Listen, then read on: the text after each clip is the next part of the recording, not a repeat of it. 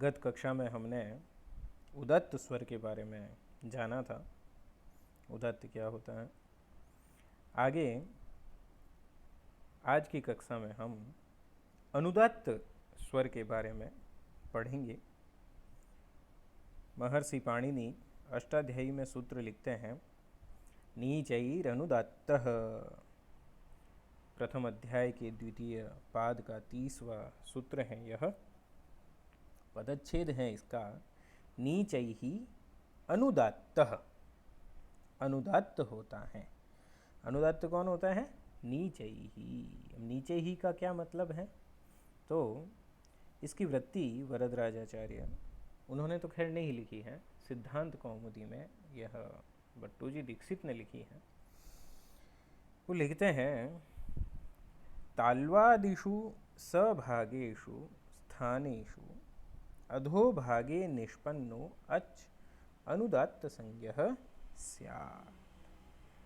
तो कहते हैं तालु आदि जो स्थान है, उच्चारण स्थान वर्णों के, तालु, कंठ, मूर्धा, ओष्ठ इत्यादि, इन उच्चारण स्थानों के समान भाग में ही जो नीचे के भाग से अधोभागे, नीचे ही का यहाँ पे क्या लिखा है इन्होंने? अधोभागे, नीचे के भाग से निष्पन्नो अच, निष्पन्न जो अच है अर्थात स्वर है, उसकी अनुदात्त संज्ञा होती है। जो ऊपर के भाग से बोला जाता है वह उदात्त, और जो नीचे के भाग से बोला जाता है वह अनुदात्त। ऊपर और नीचे का भाग मतलब जो उच्चारण स्थान है उसी उच्चारण स्थान का ऊपरी भाग और अधोभाग। यहाँ पे भी पुनः हम क्लियर करना चाहेंगे, स्पष्ट करना चाहेंगे कि नीचा स्वर कोई नहीं समझे। कई बार यह समझ लिया जाता है नीचे स्वर से, नहीं, स्वर से कोई लेना देना नहीं है इस चीज़ का।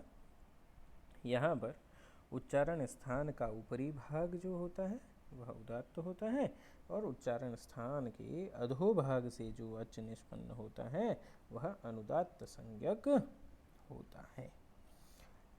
उदात्त, अनुदात्त इत्यादि ये जो भी स्वर है, वस्तुतः आज इनका लौकिक संस्कृत में प्रयोग नहीं होता है, लेकिन वैदिक संस्कृत में आज भी इनका प्रयोग किया जाता है। तो हमें पता कैसे चलेगा कि यह उदात्त है, अनुदात्त है, कहाँ से बोलना है? तो इसके लिए महर्षियों के द्वारा कुछ संकेत निश्चित कर दिए गए थे।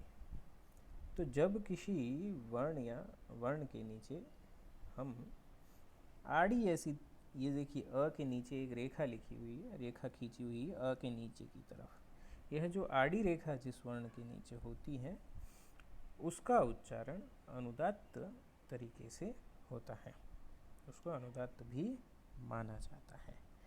तो इसी तरह से उदात्त का कोई निशान नहीं होता है, अनुदात्त का यह निशान होता है। आगे हम इसका एक और भेद पढ़ेंगे, तीसरा भेद, वो है स्वरित।